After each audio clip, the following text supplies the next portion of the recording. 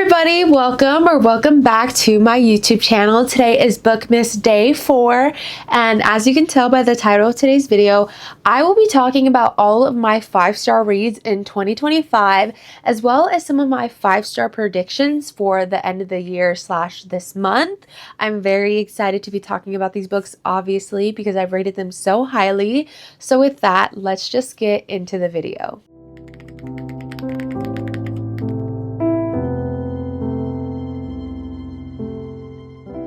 Before we go into all the 5-star reads, I do want to say I did some rereads this year, and obviously those are 5 stars, but I did not want to include my rereads in today's video, so I will be including them in my wrap-up for the end of the year.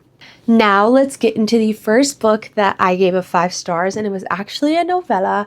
It was Morgan by Mary E. Pearson, which is a part of the Remnant Chronicles. The Remnant Chronicles is about a princess named Leah who is supposed to have the foresight, a gift that she does not as the first daughter.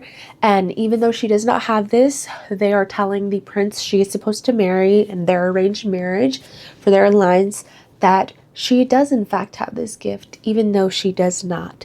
And so with this, she is very worried and scared about having to be married to someone she's never met in her life, and she ends up being a runaway princess / bride, and we follow along her crazy adventure of trying to survive. But Morgan is a novella within this world, and it actually goes back before the kingdoms were all built, before there was borders and alliances. There was Morgan and a boy who fell in love, and from there the story of Morgan is created, which is important to the trilogy. You don't have to read it. Obviously, it's a novella, but it was really fun to be able to read that along reading the trilogy. I was doing a reread and I got to read that for the first time, and I just absolutely fell in love with the story even more, and then the series as a whole. So that is why I did end up giving it a 5 stars. The second book I have is by one of my favorite authors, and I can say this book kind of was controversial in a sense, because there was either people that were obsessed with it, me, and there were just people who weren't, which is totally fine. And that is Deep End by Ali Hazelwood. Again, I am biased. She is my favorite author. I will read anything she writes and I will eat it up and love it every single time. I actually got to meet her and my book is signed. I just need to show that, so that's pretty fun. But if you don't know what Deep End is about, we follow along Scarlett Vandermeer and Lucas Blomkvist. They are both on the Stanford team, their swim team. One is a college diver and the other is an ace swimmer, and they are also both in STEM. But Scarlett does want to go into medical school, and she also had something happen to her, an injury that she is trying to recover from, so that way she can continue her college career of being a diver. And she's having to go through all of these different things, these different mental blocks. And Lucas in the beginning is actually with someone named Penn, and she kind of helps Scarlett and Lucas get together to say that they should be together, they should have a fling. And so we kind of go from there into their crazy story of being stressed out college students in STEM that are also athletes. And then there's also this other person, Penn. Be aware of that. She will be in the book. She will be annoying. She will be frustrating, and you might also want to slap her in the face. But that's neither here nor there. And that's just what I'm going to leave it at, because me, knowing myself, I will spoil things if I don't give like a short little explanation. So yeah. The third book we have is The Courting of Bristol Keats by Mary E. Pearson. Absolutely just love her and her writing as well, because she was mentioned for the first series / book I was mentioning and discussing. So with this one, we follow along Bristol Keats as well as her sister, and I would say it takes place in the human / fae world, and there's a lot of things that Bristol and her sister do not know about her mother and her father. There were a lot of things that they were hiding from them, and now that they do not have them there, Bristol and her sister are stuck to survive in the human world alone. And then things start happening that begin to make her question what is going on and why all of these things are happening to her and to her sister, and it leads to her going into the Fae world. A lot of other crazy things begin to happen, and she ends up meeting the Fae King, and it kind of goes from there. Again, don't want to say too much, I don't want to spoil it, but if that interests you, you should definitely read it. It is also a duology, so after this you can go straight into the next book because it is already out. I have not read it yet, but I need to because I feel like I'm going to be obsessed. But you can go from this one into the next one, no problems, because they're both published. The fourth book we have is Not Another Love Song by Julie Soto, which is a new author to me, and I fell in love with her books this year, and this was probably my favorite. This tells the story of Gwen and Xander, who are both musical prodigies, and they both work in the Manhattan Pops Orchestra together. And the funny thing is because Xander is just so well known in the musical world, Gwen knows about him, but he did not even know she existed until they had to work for an event together. And so then we kind of see after that things start to kind of go down, and then she gets first chair in the orchestra, and from there we just see the rivalry and their like the passion of being somebody that loves what you do and wanting to be the best. We kind of see both of them get that fire indulged into them, and Gwen wants to prove exactly why she is worthy of that chair, and Xander is questioning why he did not get it. And so we kind of go into this back and forth rivalry orchestra type of romance, and it was honestly amazing. And he's also in a band, and he's also a rock star, so there's that. The fifth book we have is Problematic Summer by Ali Hazelwood. I told you I love her, and if I can include her, she will be included. But with this, we follow along Maya Kilgore and Connor Harkness. If you don't know who they are mentioned in Not in Love, which is about Rue and Eli, who is Connor's friend and Maya's older brother. So it's brother's best friend, and it's also age gap. In this book, we follow along, like I said, Maya and Connor. Connor has his career set up, and Maya is a struggling grad student.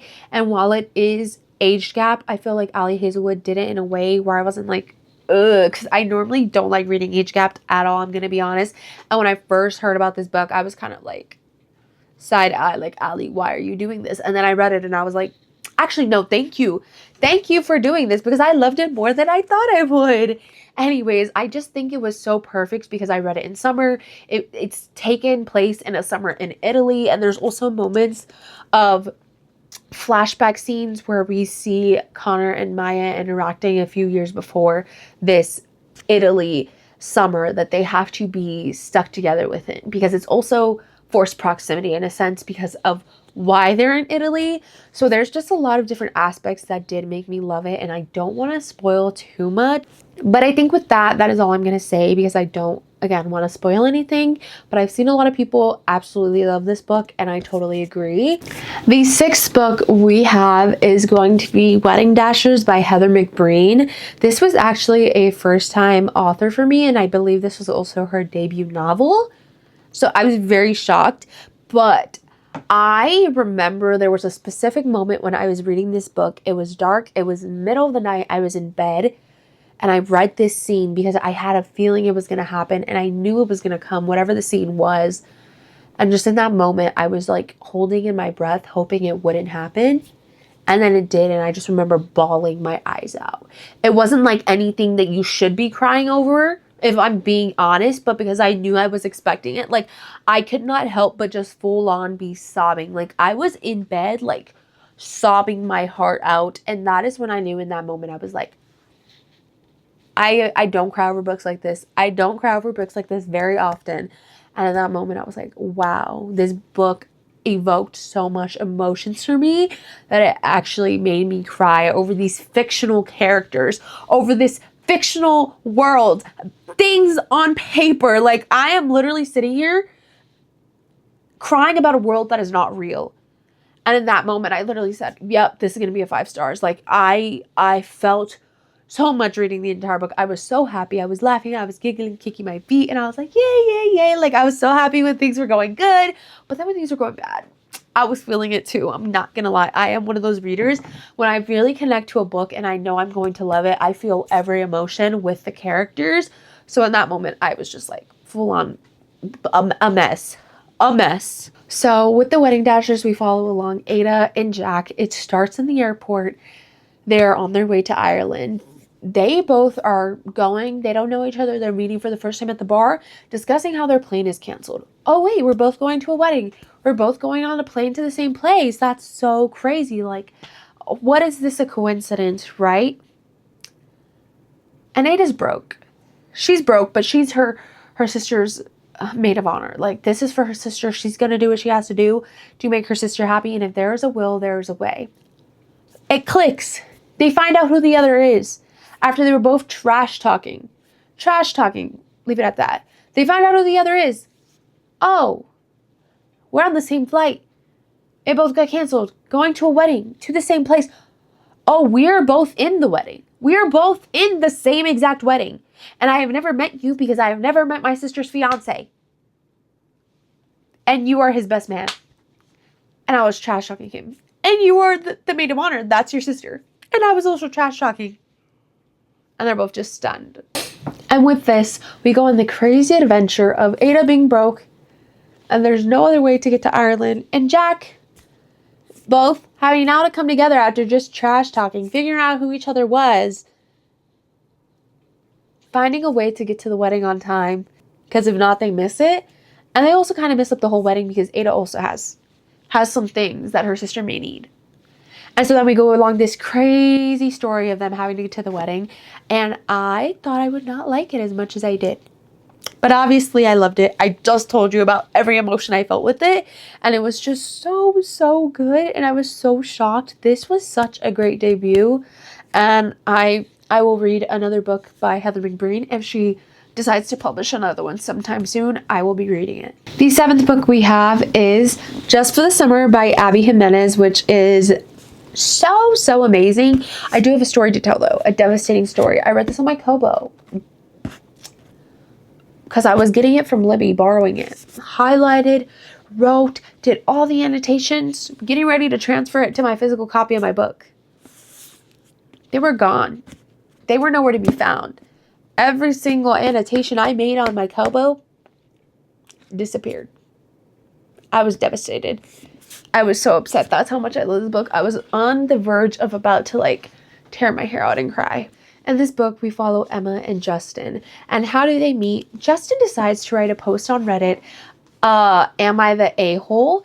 And through this, Emma finds out that with Justin, he somehow always ends up dating women and the next person after him is their soulmate. Every single time from this Reddit thread. And Emma also finds out the same exact thing. I also go through that. We share this. That is insane. It may or may not be suggested that maybe if they both decide to fake date, get together, if it's possible, even though they don't even live remotely anywhere close to each other, maybe after we break up or stop dating, we will be able to find our soulmates after each other. Let's break each other's curse. It's a gift for everybody else that's dated us, but it's a curse for us because we can't keep anybody. So let's do each other a favor, get together, and break the curse. And then we go from there into the entire crazy story of how is this even going to work? Like, we live so far from each other. I am a travel nurse. Like, this is not going to work. I have a job that I can't just put everything down for, things like that. And so then we get into the story of, will this happen? How would this work? And that is such a crazy idea. And along with that, we have some funny side characters, wonderful family moments, and I absolutely fell in love. And there's also a unicorn floaty. Keep that in mind. And if you know, you know. And if you don't, once you read it, you'll be like, now I know what you mean.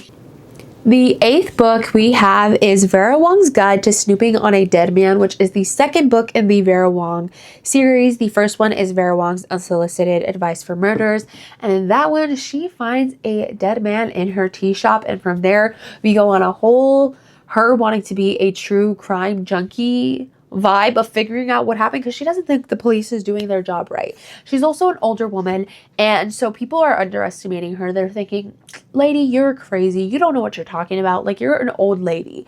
And with that, we get some really hilarious, funny moments, and also her using the fact that people underestimate her to her advantage. And I feel like that plot of the story kind of went into the second one, but in such a different and refreshing way still. And with this one, we are following along, I believe it's like a influencer-esque person, Xander Lynn, who was missing and now found dead.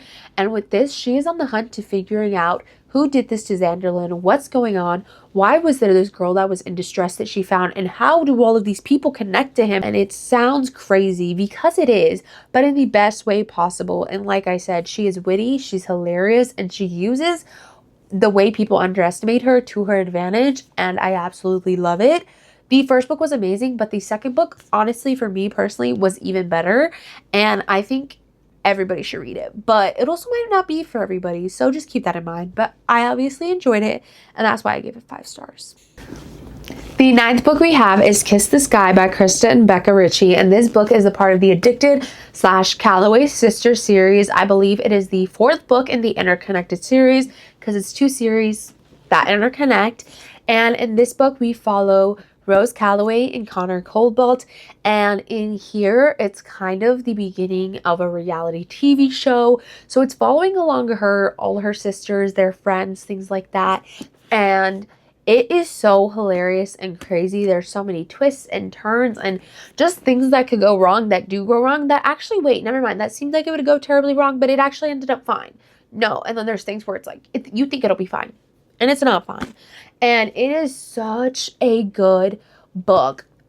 There were funny moments, there were sad moments, there was moments where I empathized with each character, and also seeing like how Rose's mind worked and how Connor's mind worked and the things they thought about everybody around them, but also about themselves.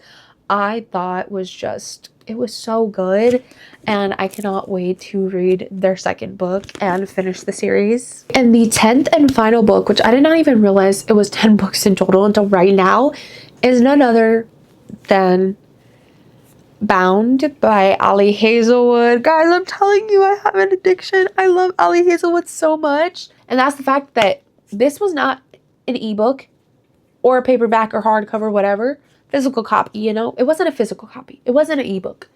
It was an audiobook, and I still loved it just as much. With this book, we follow Veronica/Vero Mercer and Dr. Victor Ashworth. Vero is a con artist, a reluctant one who uses her skills and artistry to forge ancient, I wouldn't say ancient, but like older books and texts. With this, Dr. Victor Ashworth, who is a British professor, ends up finding out, and he wants her to help him forge something. And she's like, what? I don't even know who you are. You seem kind of creepy. You seem kind of scary. Like, I don't know if I trust you. What do you need me to do this for? And he's like, I'll pay you. And she's like, what? Where'd you get this money? And she even gets more scared, more reluctant. And then we just go into the tumbling of them beginning to work on this forgery together.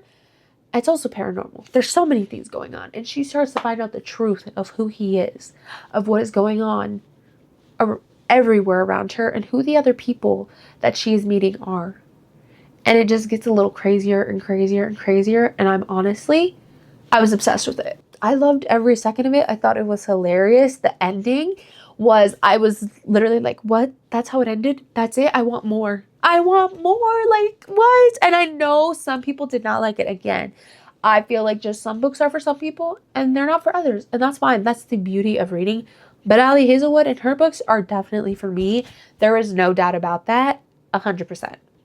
But yeah, I'm obsessed. I loved it. It was amazing. And I feel like it's the perfect fall winter book to read/listen to, but it was really good and I really enjoyed it. Now before we go, I chose 5 books from my 10 books before the end. If you want to see more about that, I have a YouTube video already posted of books I predict will be 5-star reads for me if I read them in the month of December. Since I already did every single book that was a 5-star read this year, these are some books that might possibly be added to these. First and foremost, with no surprise, Mate by Ali Hazelwood. No, I have not read it yet. but I promise when I do, it will be up there. And I know that for a fact. There's literally proof in every other book you just heard me talk about. So no doubt here that this will be pretty high up, even if it's not a 5 stars, but I highly doubt it won't be 5 stars. Second, while it is a summer book, One Golden Summer by Carly Fortune, this summer will be different. It made me fall in love with her as an author, so I have no doubt that this will be rated just as highly or possibly even better. So here we go. Next, we have something that's a little different. It's a little fun. And I know I will love this because I loved the first one. And that is a graphic novel called Check Please. It is book 2/volume 2. I have a feeling that'll be 5 stars because it's just so much fun. The next book we have is a little bit different. I wanted to pick a variety of books, and that is Bury Our Bones in the Midnight Soil by V.E. Schwab. Like I said in my 10 Before the End video, I love Heather McLary, and she is the one that said she loved this book. So I obviously then had to go and see what it was about. Learned a little bit more, piqued my interest, immediately bought it. Have I read it? No. But I feel like if I do read this, from what I've heard about it, I feel like I'm really going to like it. And I have a good feeling it'll be a pretty highly rated book. And I'm really hoping it's a 5 star because it seems so interesting. And last but not least, the 5th book I chose was The Night and the Moth by Rachel Gillig. This was a book I knew nothing about. I had it in my bookshelf because I thought it was really pretty. And then again, Heather McLary posted a reading vlog. This was in her vlog. And it sounded so fun and interesting. And I was like, well, I already have it. So, like, I feel I'm going to be obsessed with it. And I believe there's other books that are coming out. I don't know if it's a duology, trilogy, series, like how many books. But I know that this is not a standalone. So I'm kind of scared to read it and then have to wait for the next book. That is the 5th and final book of my 5-star predictions for the rest of the year. Alright guys, and with that, that is the end of today's YouTube video. Thank you so much for sticking by and watching all the way through. I really appreciate it, and I hope you got some recommendations from me. I know most of the books I rated 5 stars are pretty well-known authors, are pretty popular books in all honesty, but I really hope you guys did get a recommendation if it's a book you may have been scared to read or you have on your bookshelf, and it may have pushed you a little bit closer to getting that book, because I know sometimes I need the little push as well, or even a shove, and it's always worth it in the end. So I really hope you guys do enjoy these books if you pick them up, and I will see you in the next one. Please like, comment, and subscribe, and thank you so much to everybody that's been watching these past 4 Bookmas videos. I really appreciate it, and I will see you guys in the next one. Bye everybody!